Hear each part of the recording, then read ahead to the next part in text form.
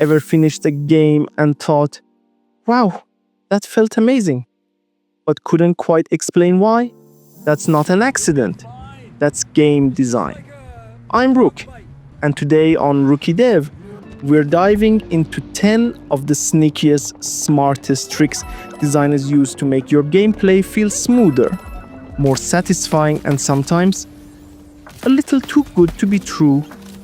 These are the design tricks players never notice, but always feel. Let's start with one you've definitely benefited from without even knowing. In most platformers, if you run off a ledge and then jump just a frame or two late, the game still lets you jump, like Wile E. Coyote running off a cliff and hanging in mid-air for a second. This tiny window, just 100 to 200 milliseconds, is the difference between I messed up and this game feels unfair. You don't notice it's there, but you'd 100% feel it if it wasn't. Let's say you press jump a little too early before landing. In a bad game, that input gets eaten.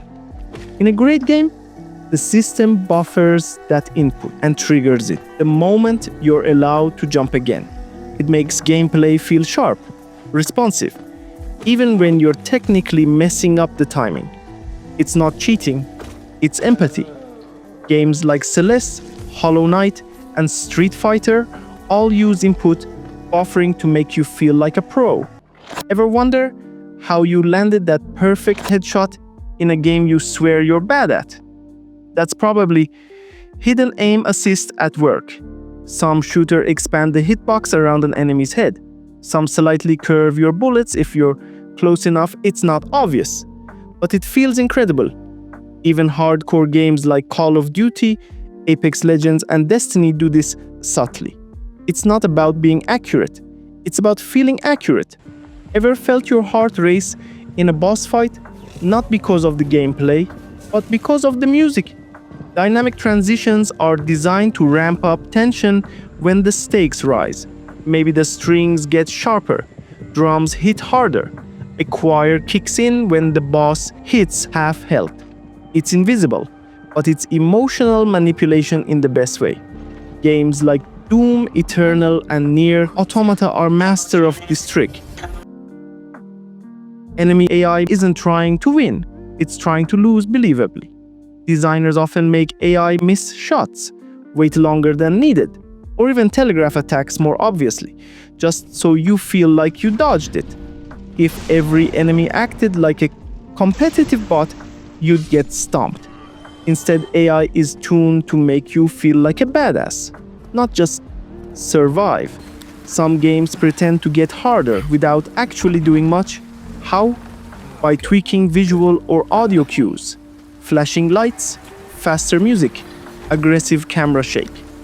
These elements create the illusion of chaos, but under the hood, same enemy patterns, same difficulty. It's not about being harder, it's about feeling harder. Perfect example, Resident Evil 4's late-game shootouts. Hate it or love it, rubber banding is real. In racing games like Mario Kart, if you're in last place, the game subtly buffs your speed or gives you better items. In first place, you might find yourself getting unlucky just a bit more often. It keeps things exciting, even if it's not always fair. And guess what? Most players don't notice it's happening, but they do remember the adrenaline. The best tutorials don't feel like tutorials. They're just the first few minutes of gameplay. A hallway that subtly teaches you to crouch. An enemy that only dies from a headshot, teaching you weak points. Half-Life, Portal, Inside. These games teach without ever telling. And that's why players actually remember what they learned. Add camera shake to a punch, it hits harder. Remove it, suddenly the same punch feels weak. These little screen effects, microseconds of camera movement, give weight, power, and impact. Even your footsteps can feel heavier with just the right bump. It's a cheap trick, but it's one of the most powerful tools in a designer's belt. Some games secretly give you a few extra frames to dodge or parry, even if you're slightly late. They won't tell you that, of course. But this forgiveness frame turns frustration into flow. Elden Ring and Sekiro?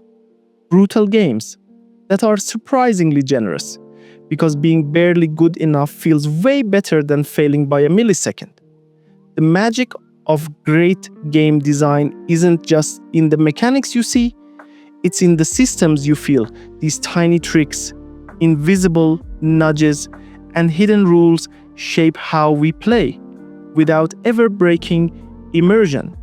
And now that you've seen behind the curtain, maybe the next time a game feels amazing, you'll know exactly why. If you like this breakdown, consider subscribing to Rookie Dev. We dive deep into design, not just what works, but why it works. I'm Rook, and I'll see you in the next one.